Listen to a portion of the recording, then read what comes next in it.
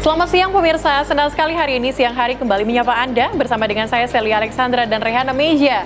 Hari ini di Apa Kabar Indonesia Siang kita punya informasi spesial apa hari ini nih Rehana? Nah ini nih yang kita tunggu-tunggu ya, karena kita akan membahas bagaimana sebetulnya cara mengatasi banjir dengan cara penghijauan. Nanti kita akan hadirkan dialognya. Tapi Celia dan juga pemirsa sebelum itu kita ke informasi pertama dulu.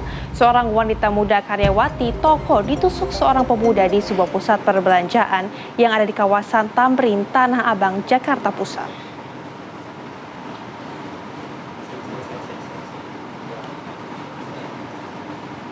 Dari rekaman video, terlihat korban yang bersama dengan rekannya tengah menutup toko dihampiri pelaku, lalu ditusuk sebanyak 3 kali. Melihat korban terkapar, pelaku langsung melarikan diri. Kurang dari 24 jam, anggota Polsek Metro Tanah Abang meringkus pelaku dan rekannya. Pelakunya yang ditangkap di tempat kerjanya ternyata mantan kekasih korban. Sementara rekan pelaku FF ditangkap di Jakarta Timur. FF berperan membantu mengantarkan pelaku menghabisi nyawa korban dengan dijanjikan bayaran sebesar 2 juta rupiah.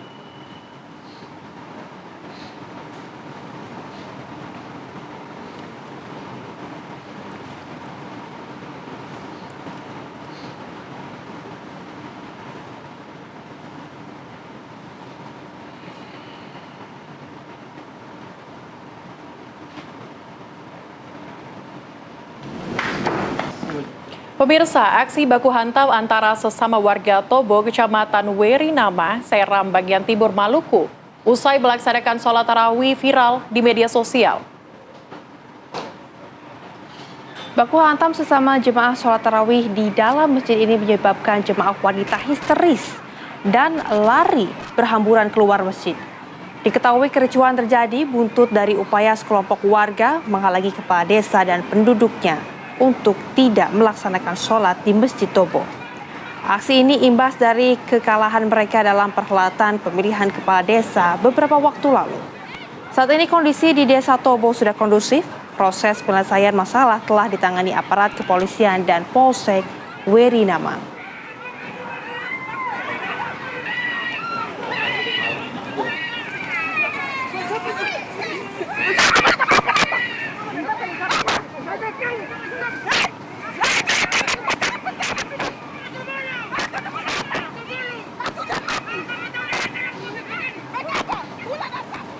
Pemirsa, peristiwa pembacokan terjadi di depan tempat pemakaman umum lingkungan Cungking, Kelurahan Mojo Panggung, Kecamatan Giri, Kabupaten Banyuwangi, Jawa Timur pada hari Minggu malam. Dalam rekaman tersebut, ada 3 orang yang bersimbah darah mengalami luka bacok di bagian belakang kepala, wajah, bahkan di bagian punggung.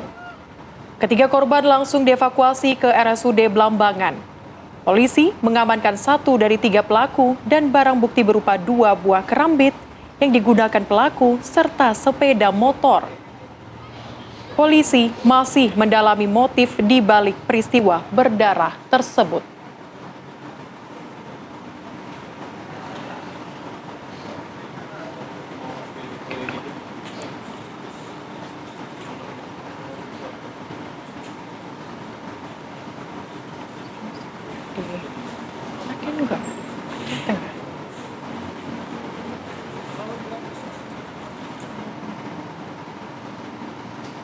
Pemirsa, sebuah mobil minibus hangus terbakar di Takengon, Aceh Tengah, Aceh. Mobil yang baru keluar dari stasiun pengisian bahan bakar umum atau SPBU tiba-tiba terbakar dan langsung menabrak tiang listrik.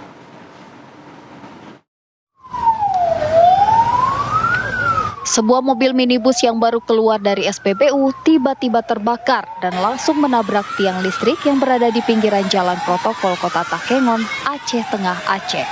Warga yang mengetahui peristiwa tersebut langsung membantu memadamkan kobaran api. Api baru bisa dipadamkan setelah 1 unit mobil pemadam kebakaran diterjunkan ke lokasi. Saksi mata mengatakan sopir mobil langsung keluar untuk menyelamatkan diri. Setelah api berhasil dipadamkan, mobil langsung diderek oleh pemilik mobil ke rumahnya. Kejadiannya mobilnya udah berapi dari ujung sana, terus nabrak tiang masjid dia.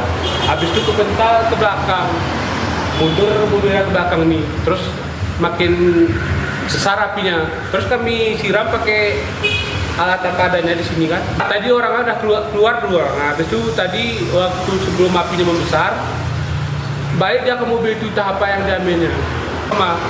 Mobilnya sekarang tarik kemana, Bang? Udah ditarik ke rumah abang tuh. Hingga kini belum diketahui penyebab kebakaran minibus tersebut. Namun dugaan sementara, terbakarnya minibus disebabkan oleh tangki mobil yang sudah dimodifikasi. Meski tidak ada korban jiwa, namun peristiwa tersebut sempat membuat warga panik karena mobil yang terbakar berada di pusat keramaian dan berdekatan dengan masjid. Dari Aceh Tengah, Aceh, Khaidir Ashar, Rahmat Rizky, TV One mengabarkan.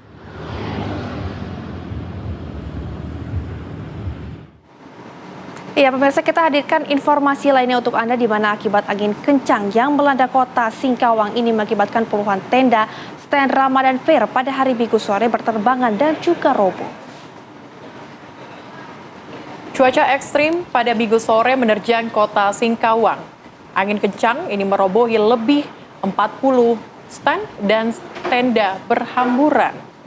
Tidak hanya itu pemirsa, dagangan yang dijajakan juga ikut berhamburan. Usai angin mereda, para pedagang merapikan dan membersihkan lokasi. Sore itu, para pedagang batal berjualan.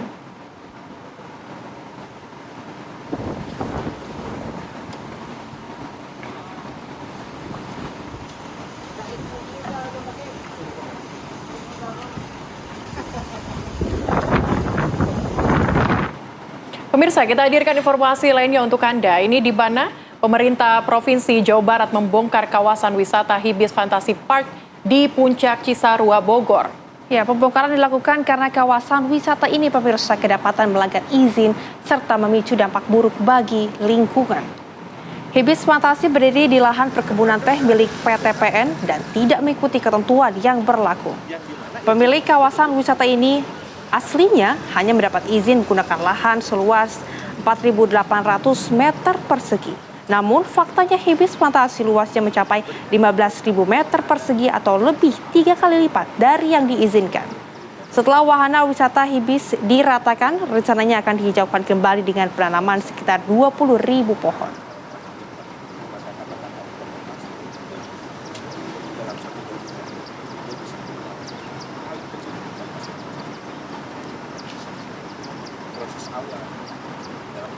Apalagi sekarang konversi bentuk kerugian lebih dari apa yang karena pembangunan Dan pemirsa, untuk mengetahui bagaimana pembongkaran Hibis Park, kami akan mengajak Anda bergabung dengan reporter TV One yang sudah siap mengabarkan ada Zinedine Tuhan di sana. Tuhan, apa informasi yang Anda dapatkan dari sana? Silakan dengan laporan Anda. Celia, Rehana, dan juga pemirsa, saat ini proses pembongkaran Hibis Fantasi Puncak ini masih terus dilakukan sejak pagi hari tadi, tepatnya pada pukul 9.00 waktu Indonesia bagian Barat, dan baru dimulai kembali setelah tadi ada jeda dulu untuk istirahat sholat zuhur. Dan di belakang saya memang sudah terdapat sebuah alat berat, ini eskavator yang sedang membongkar satu buah bangunan. Ini berbentuk istana sama seperti konsep di lahan seluas 15.000 meter persegi yang dibangun dengan konsep istana-istana yang berada di sini. Memang dapat terlihat sendiri perbedaannya di istana yang berada di belakang yang berwarna oranye seperti itu masih berdiri dengan kokoh. Namun salah satu istana yang berada tepat di belakang saya ini sedang dilakukan proses pembongkaran, terutama pada bagian bawah yang juga terlihat sudah tembok-tembok ini sudah dihancurkan. Nah, di bagian depan, Rehana, Celia, dan juga pemirsa, ini untuk bangunan-bangunan semi outdoor seperti itu, bangunan-bangunan tidak bertembok namun beratap, ini sudah dihancurkan atau sudah dibongkar terlebih dahulu, dikarenakan juga memang proses yang jauh lebih mudah dibandingkan harus membongkar bangunan-bangunan bertembok. Selain dari bangunan, tentunya yang turut dibongkar juga adalah akses jalan. Akses jalan begitu masuk ini tadi kami pantau terbuat dari beton, namun mayoritas yang berada di parkiran yang muat hingga ratusan mobil ini terbuat dari paving block, yang mana saat ini juga sedang dibongkar menggunakan alat berat yang berada di atas atau di bagian dekat dengan pintu keluar. Selain dari itu, pada hari ini fokusnya bukan hanya untuk membongkar, namun juga turut mendistribusikan atau membuang puing-puing atau sampah-sampah bekas pembongkaran dari bangunan-bangunan istana yang berada di dalam Hibis Fantasi Puncak. Selain dari itu, memang di Hibis sendiri ini tidak hanya menyajikan bangunan-bangunan berbentuk istana yang Instagramable atau dapat berfoto di depannya, namun juga menyediakan beberapa wahana seperti rainbow slide yang membelakangi juru kamera Yohanes Billy, lalu juga ada beberapa wahana di belakang saya seperti wahana-wahana ekstrim, lalu juga ada Ferris wheel dan juga beberapa wahana yang ramah anak lainnya. Nantinya untuk wahana-wahana ini tidak akan langsung dilakukan pembongkaran, tidak akan langsung dihancurkan maksud kami, namun tetap akan dilakukan pembongkaran menunggu nanti ahlinya datang dan juga untuk mempermudah proses nantinya bagaimana proses pembongkaran dan juga agar wahana-wahana ini tentunya dapat digunakan kembali. Kami masih akan terus memantau bagaimana nanti jalannya proses pembongkaran, karena sejauh ini memang baru 35% dari total 15.000 meter persegi yang sudah dibongkar. Lalu targetnya untuk hari ini memang dapat membongkar lebih dari 50%. Untuk sementara itu informasi yang dapat saya sampaikan. Saya kembali ke studio. Oke, tampaknya 35% sudah dibongkar. Terima kasih. Laporan langsung Zinedine Duan dari kawasan Puncak. Ya, pemirsa, apa kabar? Indonesia Siang akan kembali dengan sejumlah informasi lainnya. Tetaplah bersama kami sesaat lagi untuk Anda. Anda kembali bersama kami pemirsa di Apa Kabar Indonesia Siang. Pemirsa, banjir yang mengepung Jabodetabek sejak sepekan lalu merendam ribuan rumah dan merusak berbagai fasilitas dan harta benda milik warga terdampak. Curah hujan yang tinggi dituding sebagai penyebab utama terjadinya musibah banjir yang bertepatan dengan umat muslim menjalankan ibadah puasa Ramadan. Cuaca yang tidak bersahabat masih akan terus terjadi hingga akhir Maret mendatang. Alhasil, pemerintah baik tingkat pusat, provinsi dan kabupaten kota bersiaga menghadapi kemungkinan banjir susulan terjadi. Di sisi lain tidak dapat dipungkiri adanya alasan tata ruang dan wilayah di daerah yang terdampak banjir saat ini. Perumahan dan sentra bisnis berlomba-lomba dibangun para developer dan pemilik modal dari kelas kakap hingga kelas menengah. Pembangunan yang tak sesuai dengan peruntukannya menyebabkan rusaknya lingkungan mulai dari hulu hingga hilir dan mengakibatkan terjadinya berbagai bencana alam. Lantas apa yang dilakukan pemerintah untuk memperbaiki rusaknya lingkungan yang masif akibat kesalahan penggunaan tata ruang?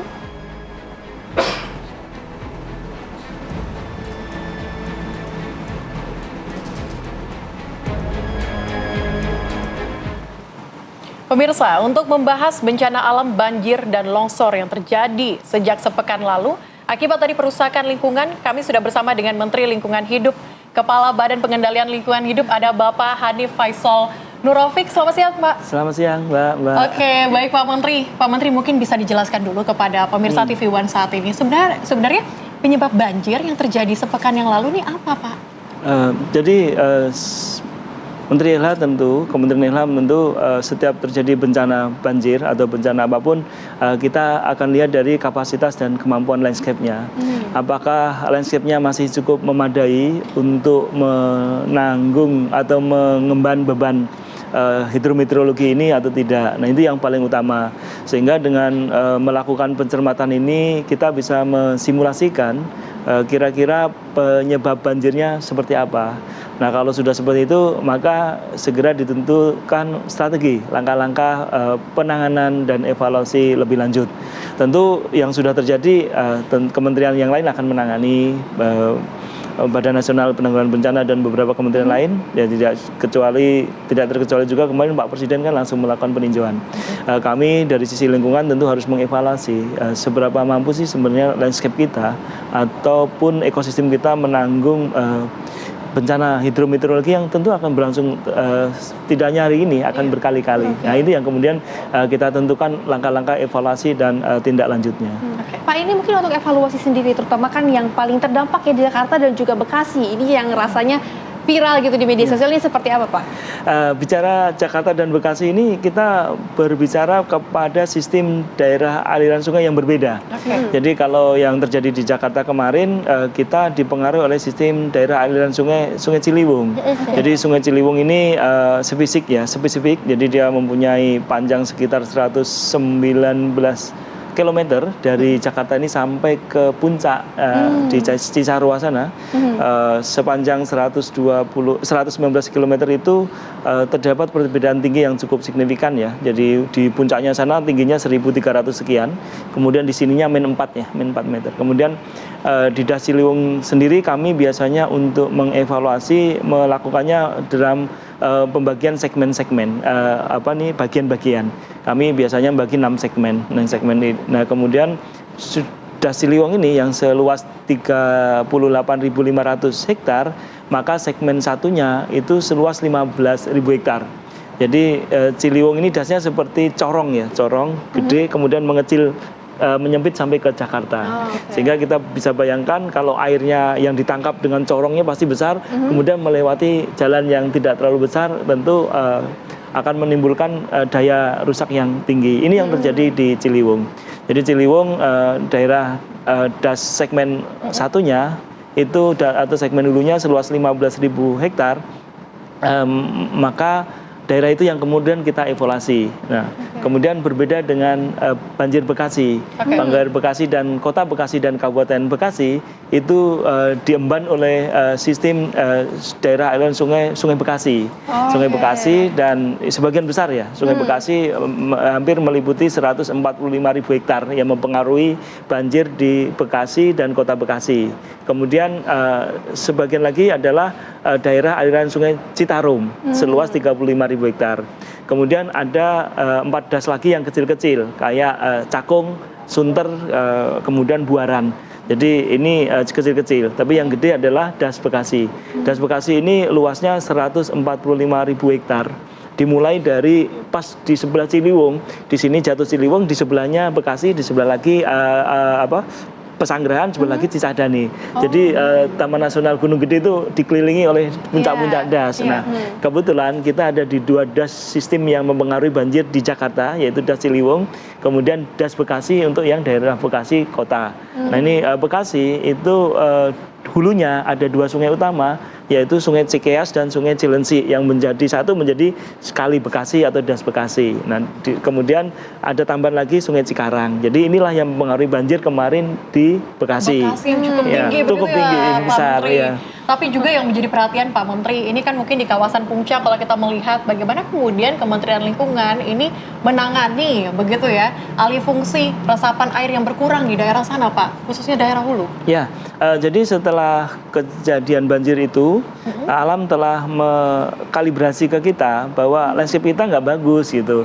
Dibuktikan dengan banjir. Bahkan di Kabupaten Bogor ada di Desa Citeko ada 1 korban jiwa yang larut ya. Kemudian bencana banjir sudah kita rasakan, memulihkannya mahal.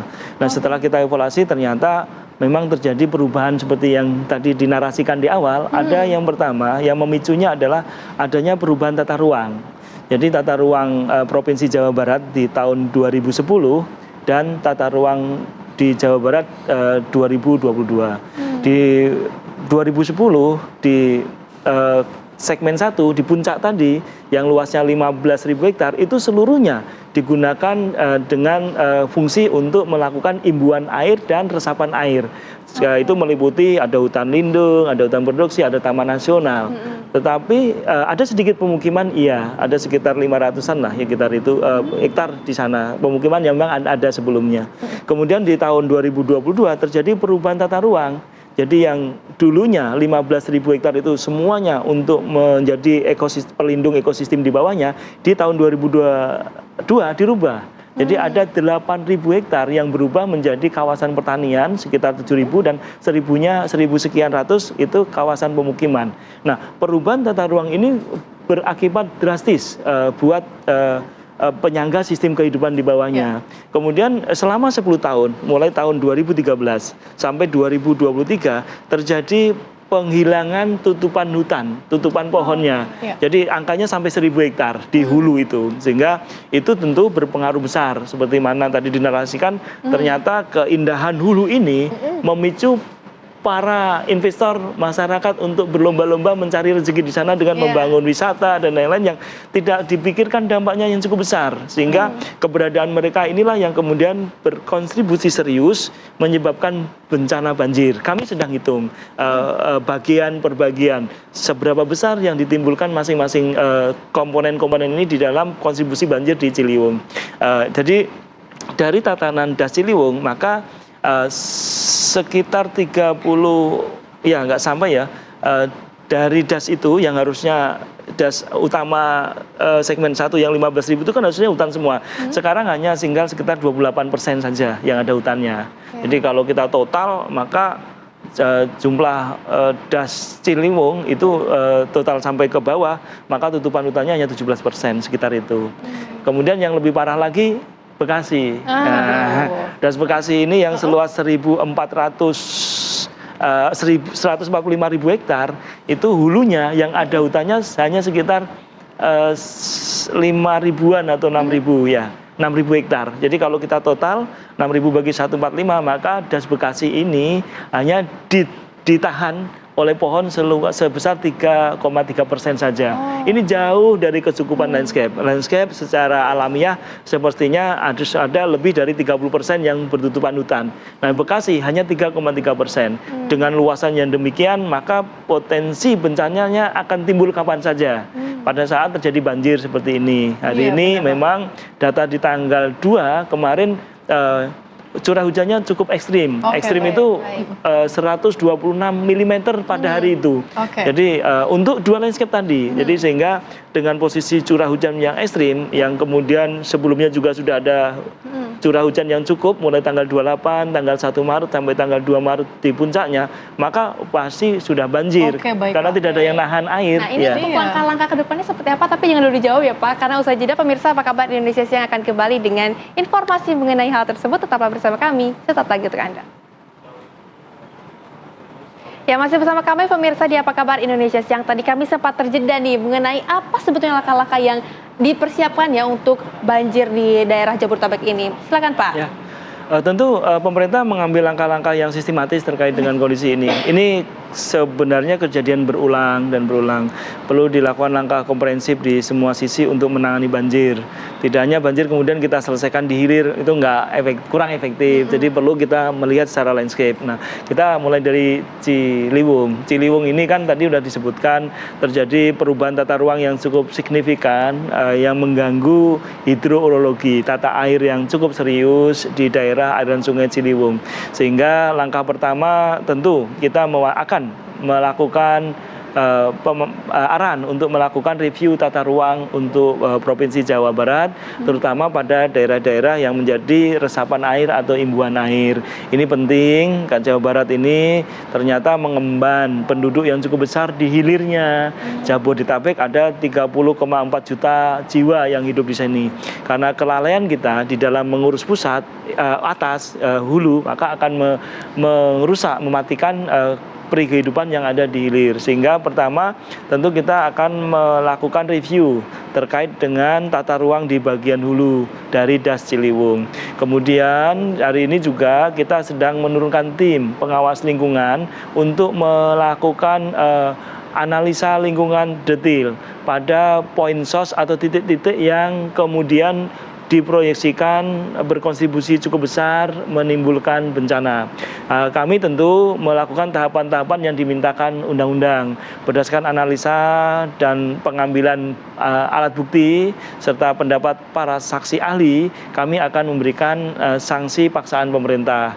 Paksaan pemerintah kemarin kita sudah melakukan kunjungan langsung ke lapangan, telah melakukan beberapa penyegelan, dan ini akan terus terkait dengan semua lokasi-lokasi yang terindikasi menyebabkan kerusakan serius tata air di hulu Ciliwung.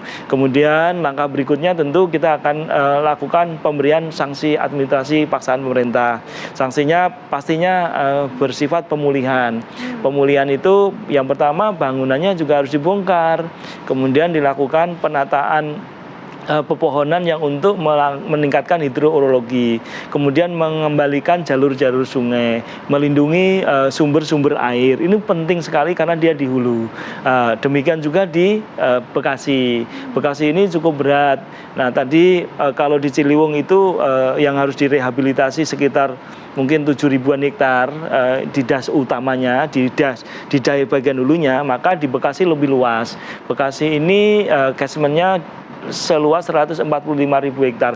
Kita hanya punya pohon di segmen hulu saja sekitar 6.000-an hektar. Itu senilai 3,3% aja untuk daerah yang seluas Bekasi ini, sehingga begitu terjadi bencana hidrometeorologi, maksud saya begitu ada curah hujan yang cukup tinggi di atas 100 mm per hari yang berlangsung beberapa hari, itu sudah dipastikan akan terjadi bencana bila mana curah hujannya menyeluruh. Sehingga langkah-langkah konkret seperti mana di Ciliwung, di Bekasi juga harus dilakukan perubahan tata ruang. Tata ruang yang dulunya ada sebelah besar 28.000 hektar itu di catchment pusat, itu seluas 12.000 sebagai resapan air hilang, itu dirubah menjadi pemukiman, kemudian dirubah menjadi pertanian dan kawasan industri. Nah, ini yang kemudian harus kita kembalikan karena di bagian hulu yaitu Das Cikias dan Das Cilengsi yang merupakan sungai hulu dari Sungai Bekasi, ini harus benar-benar dihijaukan untuk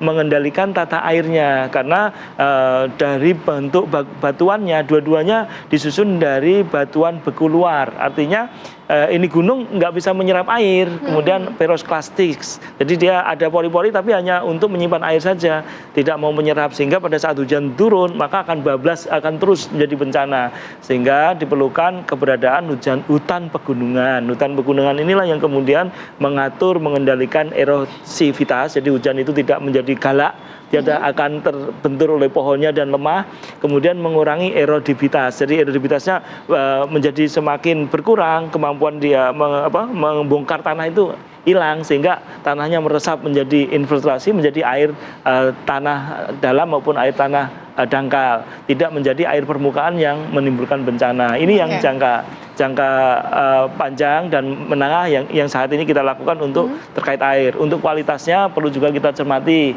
kepada seluruh penduduk, ayo kita jaga ini, jangan membuang sampah di sungai-sungai, sudah cukup lah itu menimbulkan bencana hari ini kan. Yang Bapak Ibu, yang teman-teman pemukiman yang tinggal di hulu, ini sekarang terkirim di Bekasi. Jadi selain dia harus berjibaku menunggu surutnya air, juga sampah-sampahnya mampir ke rumah semua dan menimbulkan penyakit yang luar biasa. Mari kita lakukan dua hal. Langkah pertama itu selamatkan kuantitas air, tingkatkan kualitas air. Gitu ya. Banyak langkah yang harus kita lakukan preventif seperti yang tadi Bapak sudah sampaikan ya Pak ya.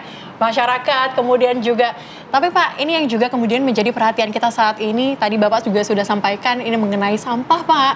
Ini setelah banjir mungkin yang jadi perhatian kita saat ini adalah sampah yang berceceran di depan rumah, berhamburan begitu. Langkah dari Kementerian Lingkungan Hidup seperti apa Pak? Jadi serius, Indonesia sedang mengalami masalah serius terkait dengan sampah. Bapak Presiden Prabowo Subianto melalui RPJMN, Rencana Pembangunan Jangka Menengah Nasionalnya, mengamanatkan kepada Menteri untuk menyelesaikan sampah ini paling tidak di masa ini, di kabinet ini di 2029 dengan nilai 100% sampah dikelola.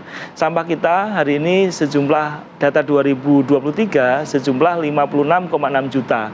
Itu dari 56,6 juta, maka yang mampu kita kelola baru 39%, di angka 20 jutaan. Sisanya yang 20 di mana-mana dibuang masyarakat dan tidak bisa kita kelola. Nah, Pak Presiden ingin itu dikelola dengan cara yang meningkatkan kualitas lingkungan, kesehatan masyarakat, dan menjadikan sampah sebagai sumber daya. Sehingga tadi hari ini atas izin Pak Menko dan atas dukungan seluruh anggota DPR RI Komisi 12 terkhusus, kami telah menghentikan praktek open dumping.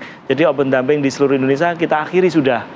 Praktik itu sebenarnya sudah diminta diakhiri di tahun 2008 melalui Undang-Undang 18, tetapi tidak dilaksanakan ya, hampir 13-17 tahun ya, sejak kemudian sampai 2025. Nah, apakah kita masih menunggu lagi? Saya rasa enggak.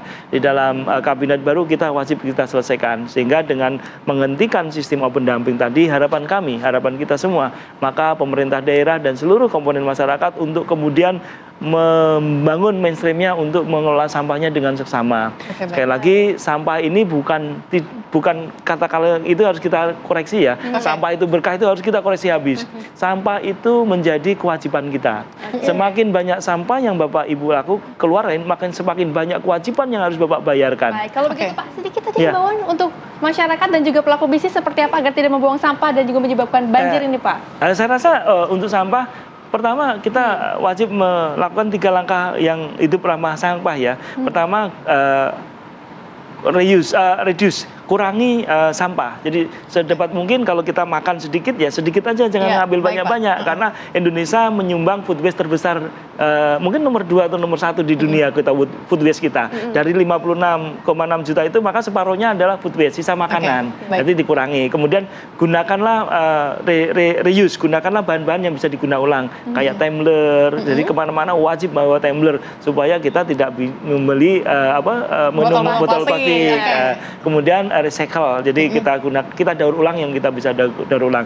3 hal ini wajib dilakukan oleh semua komponen. 3 hal penting begitu ya yang harus kita lakukan sebagai tindakan preventif. Terima kasih Pak Menteri hari ini sudah bergabung bersama dengan kita di sini untuk menjelaskan apa sebenarnya penyebab banjir dan juga langkah konkret yang saat ini sedang dipersiapkan. Terima kasih Pak Menteri sudah bergabung di Apa Kabar Indonesia siang hari ini. Sehat selalu Pak. Dan pemirsa, usai jeda kami akan hadirkan informasi mengenai jasad ibu dan anak perempuannya yang sempat dikabarkan hilang ditemukan tewas di dalam bak penampungan air rumahnya di Tambora, Jakarta Barat. Kabar selengkapnya usai jeda. Masih bersama kami pemirsa di Apa Kabar Indonesia siang. Jasad ibu dan anak perempuannya yang sempat dikabarkan hilang ditemukan tewas di dalam bak penampungan air rumahnya di Tambora, Jakarta Barat. Ditemukan tanda penganiayaan di bagian kepala dan tangan. Bagaimana polisi memastikan siapa kedua korban?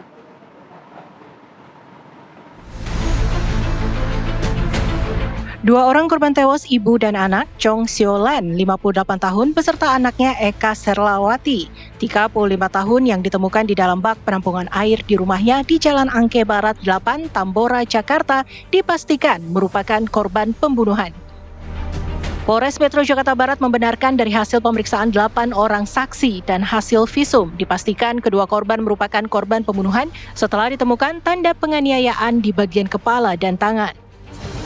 Saat ini, polisi juga tengah melakukan pengejaran terhadap pelaku yang sudah dikantongi identitasnya. Melakukan penyelidikan terkait adanya penemuan 2 orang jenazah di TKP di Tambora, Jakarta Barat, di mana korban yang pertama adalah seorang ibu inisial SR berusia 59 tahun, yang kedua sang anak berusia 35 tahun perempuan, di mana sedang kami lakukan penyelidikan. Dari hasil visum et repertum sementara diduga bahwa kedua korban tersebut mengalami tindak pidana pembunuhan. Kami lakukan olah TKP bersama dengan Puslap Barreskrim Polri bahwa di TKP tersebut ditemukan korban dalam keadaan meninggal dunia di tawuran di penampungan air di rumah almarhum. Sebelumnya, korban ibu dan anak perempuannya yang sempat dikabarkan hilang ditemukan tewas di dalam bak penampungan air rumahnya di Tambora, Jakarta Barat. Keduanya ditemukan di dalam bak penampungan air di kamar mandi rumahnya dengan kondisi sudah mengeluarkan bau tak sedap. Salah seorang saksi mengatakan sempat bertemu dengan korban Chong Siolan pada Sabtu lalu. Dengan berpakaian rapi, korban mengatakan hendak pulang ke kampung halaman di Kebumen, Jawa Tengah. Ya ngomongnya begitu doang, mau pulang kampung udah. Sama anaknya? Enggak, sendiri. Iya, sendirian. Jadi gitu dong, dari situ saya nggak ngelihat lagi. Oh, hari Sabtu terlihat terakhir ya? Iya, ngelihat terakhir. Kalau yang bertamu pernah lihat juga nggak? Ada yang bertamu? Kayaknya dia mah pintunya terlalu tertutup, nggak pernah ada tamu. Hingga kini, kasus tengah dalam penyelidikan Kepolisian Satreskrim Polres Metro Jakarta Barat. Dari Jakarta, Arif Budiman Saputra, TV One mengabarkan. Dan pemirsa, untuk mengetahui lebih jelas kasus pembunuhan ibu dan anak yang jasadnya ditemukan di dalam toren ini, sudah ada rekan kami yang siap melaporkan untuk Anda. Ada Josephine Kezia di sana. Kezia, bagaimana sebetulnya pembunuhan ini kronologinya? Silakan dengan laporan Anda. Ya, Celia, Rehana dan juga pemirsa, masyarakat dihebohkan dengan ditemukannya jasad 2 orang pasangan ibu dan anak perempuan di dalam rumah di kawasan Angke, Tambora, Jakarta Barat, di mana ibu berinisial TSL berusia 59 tahun dan anak perempuan berinisial ES berusia 35 tahun ditemukan tewas di bak penampungan air di dalam rumahnya. Dan sebelum ditemukan tewas ini sempat dilaporkan hilang oleh anak laki-lakinya, di mana akhirnya ditemukan tewas pada Jumat 7 Maret lalu. Dan kami sudah berada di depan lokasi ditemukannya kedua jenazah, di mana rumah sudah dipasangi garis polisi atau polis line. Dan ini bisa dilihat di layar kaca Anda, juru kamera Azrina Rotama akan memperlihatkan kepada Anda situasi terkini di rumah tempat ditemukannya kedua jenazah tersebut, mana sudah dipasangi garis polisi. Dan juga kalau sedikit melihat ke atas, tadi kita juga melihat bahwa memang ada sejumlah ornamen-ornamen bernuansa Tionghoa, karena memang diketahui dari informasi yang kami dapatkan dari masyarakat bahwa memang kedua korban ini merupakan keturunan Tionghoa begitu. Dan juga kalau dilihat ini merupakan rumah 3 lantai, di mana rumah lantai pertama ini digunakan keluarga korban untuk tinggal, sementara untuk di lantai 2 dan lantai 3 ini kemudian digunakan sebagai kos-kosan begitu. Dan bisa dilihat ini banyak sekali jemuran yang masih digantung di lantai 2 dan lantai 3. Tadi kalau kami sempat menanyakan kepada masyarakat sekitar apakah kemudian masih ada penghuni yang masih tinggal di kos-kosannya setelah kejadian ini. Tadi kami juga sempat tanyakan bahwa memang tidak ada lagi penghuni kos-kosan yang tinggal di rumah ini lagi sejak ditemukannya kedua jenazah tersebut. Dan selain itu bisa dilihat sebelah kanan ini merupakan pintu menuju ke tempat tinggal kos-kosan di rumah di tempat ditemukannya kedua jenazah tersebut. Dan kami juga sempat menanyakan kepada sejumlah warga seperti apa sosok dari ibu TSL dan juga anak ES yang ditemukan meninggal di dalam bak penampungan air. Tadi menyatakan bahwa ibu TSL merupakan sosok yang supel, ramah dan juga suka bergaul ke sejumlah tetangga, kemudian juga suka melakukan Jumat berkah gitu, berbagi-bagi berkah ke sejumlah tetangga. Kemudian juga ada sejumlah pekerjaan yang dilakukan seperti kos-kosan, kemudian juga berjualan es dan juga kredit, di mana ini ibu TSL ini memang sering sekali bepergian untuk kemudian menagih kredit kepada debitur begitu. Dan tentunya kita sama-sama menunggu seperti apa hasil dari penyelidikan. Demikian Celia dan juga Rehana. Baik, terima kasih Josephine Kezia mengabarkan langsung dari Tambora, Jakarta Barat. Selamat bertugas kembali. Ya pemirsa, jebolnya tanggul Sungai Tuntang, ratusan rumah warga terendam banjir, jalur kereta api sempat lumpuh. Kabarnya pemirsa akan kami hadirkan usai jeda, tetaplah bersama kami di Apa Kabar Indonesia Siang. Kami hadirkan informasi lainnya pemirsa untuk Anda di Apa Kabar Indonesia Siang kali ini, di mana seorang pengendara motor ini nekat melintas terseret banjir lahar dingin Gunung Semeru di Lumajang, Jawa Timur. Salah satu warga langsung tanggap dan memberikan pertolongan untuk menarik motor yang sempat terseret sejauh 10 meter. Warga juga berusaha memberikan peringatan kepada sejumlah penambang pasir dan sopir truk agar segera meninggalkan sungai.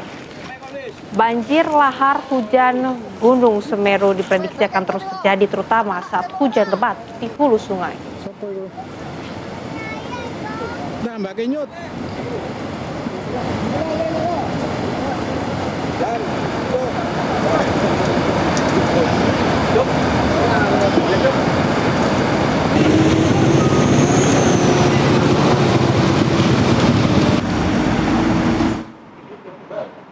Ya pemirsa, akibat tingginya intensitas hujan, ratusan rumah warga di Kecamatan Talang Kelapa, Banyu Asin, Sumatera Selatan terendam banjir setinggi 1 meter.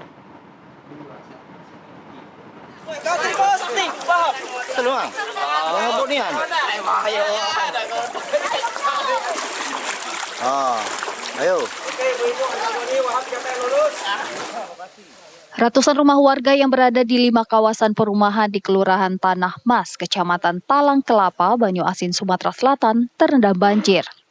Debit air banjir diperkirakan mencapai hingga 1 meter disebabkan curah hujan yang cukup tinggi, serta meluapnya beberapa sungai di wilayah Talang Kelapa. Aparat TNI Polri dan BPBD diterjunkan untuk membantu mengevakuasi warga. Sebagian warga memilih mengungsi meninggalkan rumah mereka yang terendam banjir. Namun sebagian warga juga memilih tinggal di rumah tetangga yang tidak terendam banjir. Di lokasi banjir ini kemudian mengevakuasi warga yang harus kita ungsi, kemudian kita membagi-bagi bantuan juga, membagi sembako untuk meringankan beban daripada warga masyarakat. Rel di lapangan ini lebih rendah dari sungai. Nah ini jadi persoalan dan tentunya ini pasti akan terjadi banjir secara terus-menerus kalau terjadi curah hujan yang tinggi. Rencananya pihak pemerintah Banyuasin akan melakukan upaya tidak terjadi lagi banjir dengan melakukan normalisasi sungai. Sebab di kawasan ini merupakan kawasan rendah dan rawan banjir. Dari Kabupaten Banyuasin, Sumatera Selatan, Puja Kusuma, TV One mengabarkan. Pemirsa, ratusan rumah warga terdampak banjir akibat dari jebolnya tanggul di Sungai Tuntang. Kemudian jalur kereta api di kilometer 32 antara stasiun Gubuk dan juga stasiun Karangjati, Kabupaten Grobogan juga sempat lumpuh. Jebolnya tanggul Sungai Tuntang yang berada di Desa Batur Ragung, Kecamatan Gubuk, Kabupaten Grobogan, Jawa Tengah membuat ratusan rumah di dua desa yakni Desa Batur Ragung dan Desa Ringin Kidul terendam banjir. Akses jalan menuju maupun keluar desa terendam air mencapai 50 cm dan mengakibatkan aktivitas perekonomian warga menjadi lumpuh. Begitu juga dengan jalur kereta api di kilometer 32 antara stasiun Gubuk dan stasiun Karangjati, Kabupaten Grobogan, Jawa Tengah yang sebelumnya lumpuh akibat luapan Sungai Tuntang, namun saat ini telah rampung diperbaiki. PT KAI pastikan perjalanan kereta sudah kembali normal.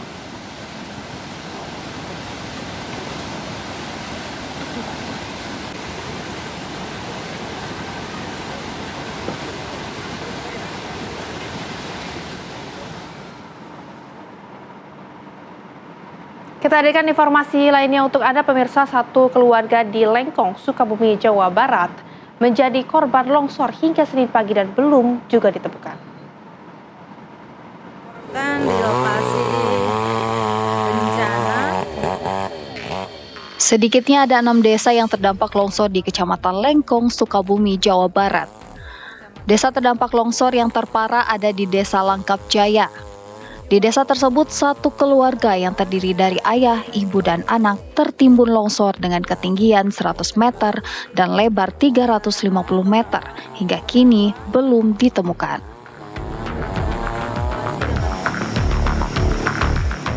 Tidak mudah untuk tiba di lokasi. Kapolsek Lengkong AKP Bayu Sunarti yang memimpin petugas gabungan TNI Polri serta Basarnas dibantu warga harus menyusuri medan yang sulit serta jalan licin. Dibutuhkan waktu 2 jam berjalan kaki untuk tiba di lokasi. Terdapat 3 orang yang sampai saat ini belum diketemukan. Untuk medan sendiri cukup terjal ya, jalan menuju ke lokasi tersebut. Batu-batu pun besar dan jalan licin dan kurang lebih jarak dari jalan provinsi menuju ke lokasi itu sekitar 9 sampai 12 km. Setiba di lokasi, pencarian dilakukan secara manual lantaran alat berat tidak bisa masuk ke lokasi akibat longsor yang memutus dan menutup akses jalan.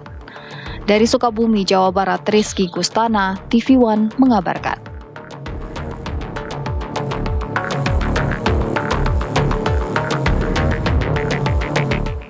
Pemirsa, longsor dan banjir terjadi di Sukabumi dan kami akan ajak Anda update. Ada rekan kami, Agam Rizky di sana yang akan mengabarkan bagaimana situasi terkini. Agam, bisa Anda gambarkan apakah juga longsor di sana sudah dapat teratasi atau seperti apa? Silakan. Ya, baik Rehana, Sally, dan juga pemirsa, memang hingga saat ini tim gabungan dari TNI Polri dan juga Basarnas masih terus mencari keberadaan sejumlah korban hilang akibat banjir bandang dan juga tanah longsor yang terjadi di Kabupaten Sukabumi, Jawa Barat sejak Kamis lalu. Hingga hari ini untuk korban hilang masih terdapat sekitar 4 orang, 3 lainnya ini berada di Kecamatan Lengkong atas satu keluarga dan satu lainnya berada di Kecamatan Simpenan.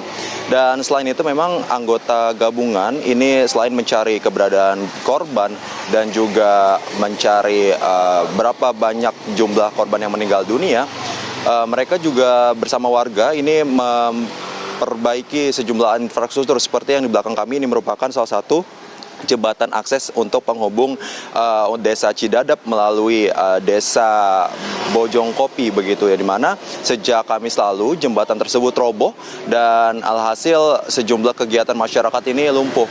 Dan kemarin ini tim gabungan telah berhasil membentuk satu jembatan darurat yang dapat diakses oleh masyarakat setempat.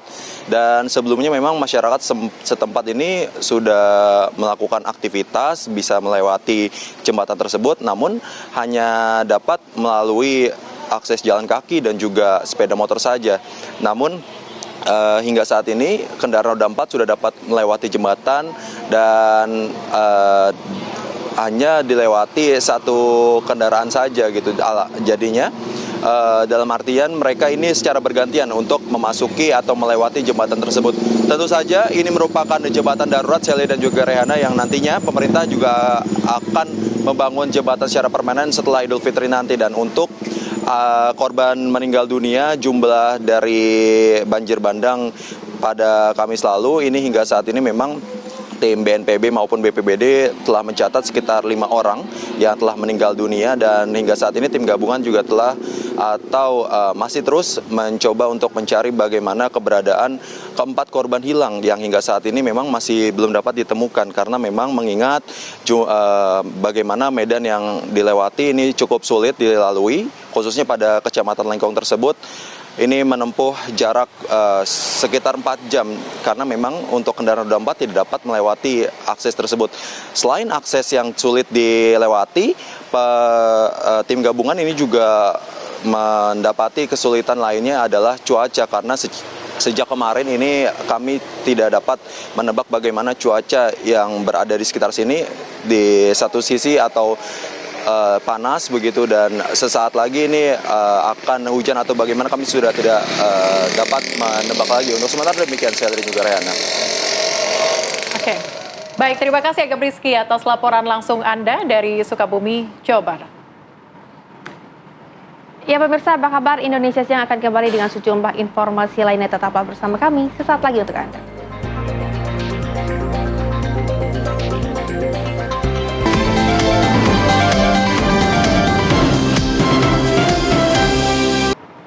Masih bersama kami di Apa Kabar Indonesia Siang, pemirsa, kita hadirkan informasi lainnya untuk Anda. Sembari memutar musik religi, Polres Malang melaksanakan patroli besar-besaran untuk mengantisipasi gangguan keamanan dan ketertiban dari masyarakat. Patroli ini pemirsa juga untuk mencegah aksi balap liar dan tawuran yang kerap terjadi selama bulan Ramadan.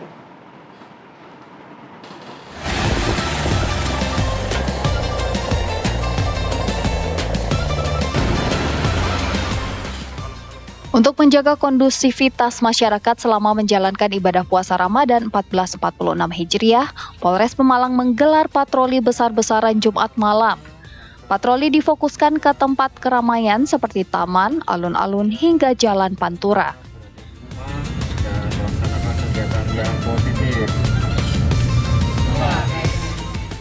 Satu persatu remaja yang tengah berkumpul diperiksa satu persatu oleh petugas untuk memastikan tidak membawa senjata tajam atau barang terlarang. Hal ini dilakukan untuk mencegah aksi tawuran yang kerap terjadi saat bulan Ramadan. Malang melaksanakan atau menggelar patroli skala besar dalam rangka cipta kondisi untuk mengantisipasi gangguan Kaptimas pada malam hari selama bulan Ramadan. Menggunakan musik religi. Harapannya adalah bahwa kita bisa paling tidak menghibur masyarakat dan komunikasi dengan masyarakat selama bulan puasa Ramadan. Masyarakat bisa nyaman beribadah dan masyarakat bisa melaksanakan kegiatan dengan baik. Uniknya, dalam melaksanakan patroli, petugas memutar musik religi di tengah perjalanan sembari menyampaikan pesan Kamtibnas ke masyarakat. Dari Kabupaten Pemalang, Jawa Tengah, Muhammad Hamzah, TV One mengabarkan.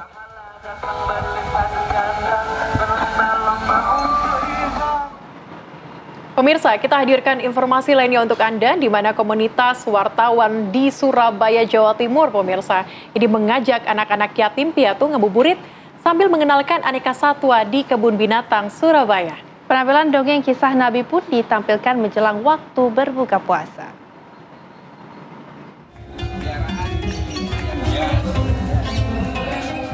Seperti inilah kebahagiaan puluhan anak yatim dari beberapa lembaga di Surabaya dan Sidoarjo saat mereka berkeliling mengenal aneka satwa di kebun binatang Surabaya.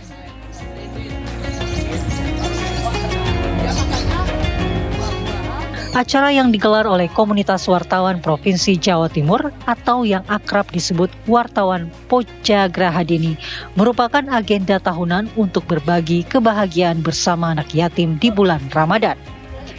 Tak hanya mengenal satwa, para anak yatim ini juga diajak untuk berinteraksi dengan satwa serta memberi makan satwa yang dipandu oleh petugas kebun binatang Surabaya.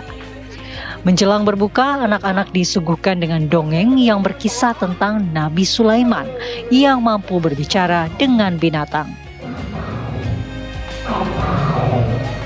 Sampai nggak tadi? Sebelumnya sudah pernah kasih makan jerapah? Belum pernah. Takut nggak tadi lihat kasih makan jerapah? Takut, tapi seneng ya?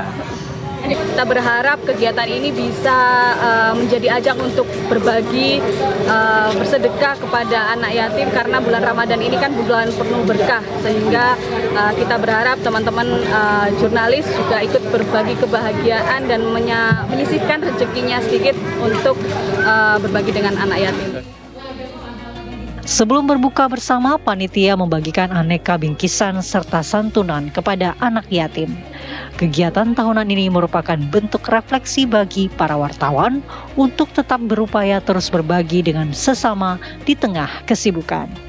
Dari Surabaya, Jawa Timur, Syamsul Huda, TV One mengabarkan.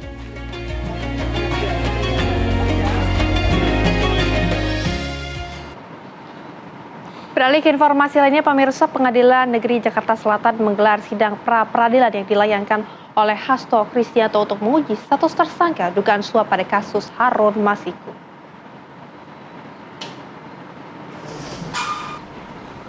Hakim Tunggal Afrizal Hadi menskor sidang untuk menentukan sikap apakah pra-peradilan Hasto tersebut akan dilanjut atau gugur.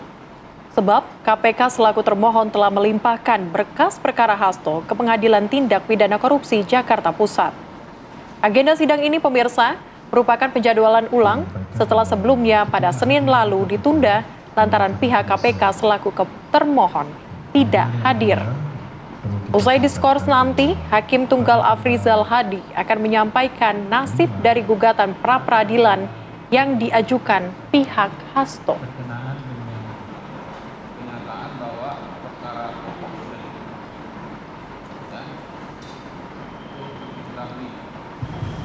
Karena kita sudah berkesimpulan ya. Dilihat amarannya pada pokok. Pemirsa, kita hadirkan informasi lainnya untuk Anda, pemirsa. Di mana 3 terdakwa oknum TNI ini menjalani sidang tuntutan kasus penembakan bos rental yang menewaskan Ilyas Abdurrahman di Tol Jakarta Tangerang hari ini di Pengadilan Militer Jakarta. Dalam perkara ini ada 3 terdakwa yang berasal dari TNI Angkatan Laut, yaitu kelas 1 Kepala Bambang Apri Atmojo, Sersan 1 Akbar Adil, dan Sersan 1 Rapsin Hermawan. Sidang dipimpin oleh Hakim Ketua Letnan Kolonel Arif Rahman dan kemudian Auditor Militer dari Auditorat Militer 27 yang akan membacakan tuntutan adalah Mayor Guru Rampe, Mayor Muhammad Iswandi, dan Mayor Washington Marpuang. Dalam kasus ini, 2 di antara 3 terdakwa didakwa pasal 340 KUHP tentang pembunuhan berencana terkait penembakan pos rental mobil Ilyas. Sementara terdakwa Toga didakwa pasal 480 KUHP tentang penadahan.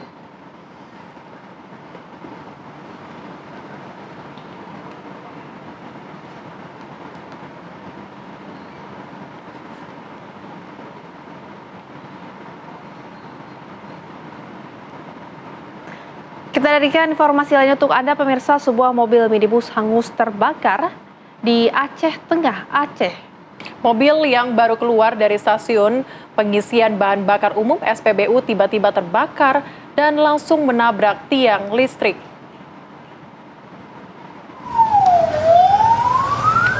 Sebuah mobil minibus yang baru keluar dari SPBU tiba-tiba terbakar dan langsung menabrak tiang listrik yang berada di pinggiran jalan protokol Kota Takengon, Aceh Tengah, Aceh. Warga yang mengetahui peristiwa tersebut langsung membantu memadamkan kobaran api. Api baru bisa dipadamkan setelah 1 unit mobil pemadam kebakaran diterjunkan ke lokasi. Saksi mata mengatakan sopir mobil langsung keluar untuk menyelamatkan diri. Setelah api berhasil dipadamkan, mobil langsung diderek oleh pemilik mobil ke rumahnya. Kejadiannya mobilnya udah berapi dari ujung sana, terus nabrak tiang masjid ya. Habis itu kepental ke belakang, mundur mobilnya ke belakang nih, terus makin besar apinya. Terus kami siram pakai alat apa adanya di sini kan. Tadi orangnya udah keluar dua. Nah, habis itu tadi waktu sebelum apinya membesar, balik dia ke mobil itu, tahap apa yang diambilnya. Mobilnya sekarang tarik kemana, Bang? Udah ditarik ke rumah abang tuh. Hingga kini belum diketahui penyebab kebakaran minibus tersebut. Namun dugaan sementara, terbakarnya minibus disebabkan oleh tangki mobil yang sudah dimodifikasi. Meski tidak ada korban jiwa, namun peristiwa tersebut sempat membuat warga panik karena mobil yang terbakar berada di pusat keramaian dan berdekatan dengan masjid. Dari Aceh Tengah, Aceh, Khaidir Azhar, Rahmat Rizky, TV One mengabarkan.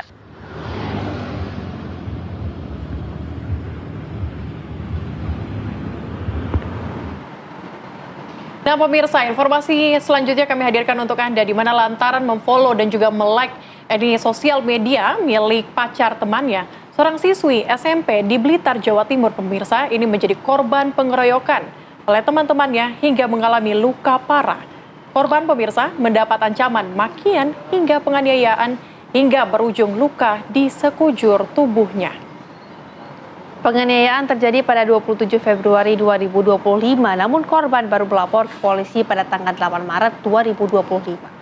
Kasus tersebut, pemirsa, dalam proses penyelidikan Unit Perlindungan Perempuan dan Anak Polres Blitar Kota.